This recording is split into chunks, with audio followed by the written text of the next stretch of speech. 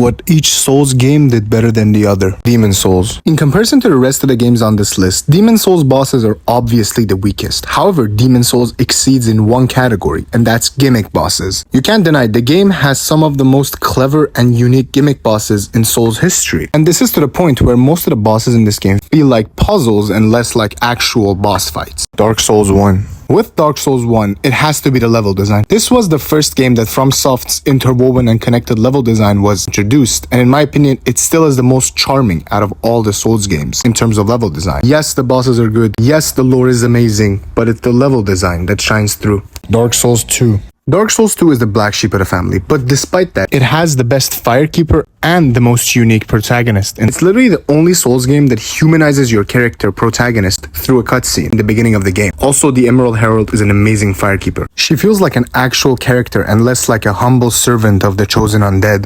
Dark Souls 3. For Dark Souls 3, I would have to go with the most memorable bosses. Pay attention to how I said most memorable, not best or worst. The reason Dark Souls 3 gets this category is very simple. The influence of Dark Souls 3 can still be seen in FromSoft's newer games, especially Elden Ring. And that's not because Dark Souls 3 bosses are objectively better. No, it's simply because Dark Souls 3 is the blueprint on how to do balanced bosses. Like to this day, I still remember my fight with the Abyss Watchers or the first time I fought Gale and his music kicked in.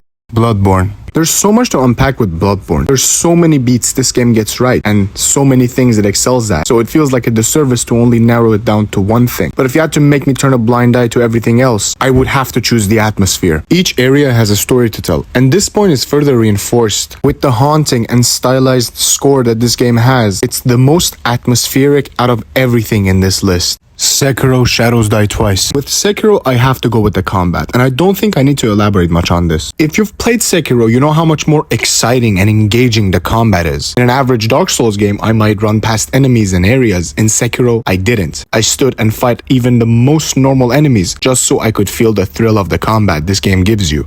Elden Ring. With Elden Ring, I run into the same issue as Bloodborne. The game gets so many things right and it hits so many of the right notes, even better than some previous games. With that said, I will have to go with the exploration for Elden Ring. Exploration has always been a massive part of Souls games. However, in games like Dark Souls or Bloodborne, these areas were more maze-like and less open, and your options for exploration was limited. But Elden Ring flipped that on its head. You're tired of fighting main bosses? Boom, you go explore here. You're under-leveled? Boom, here's a few dungeons you can play. Thank you so much for watching to the end. Here's a final list to summarize everything I said in the video. Thank you so much for watching, and see you next time.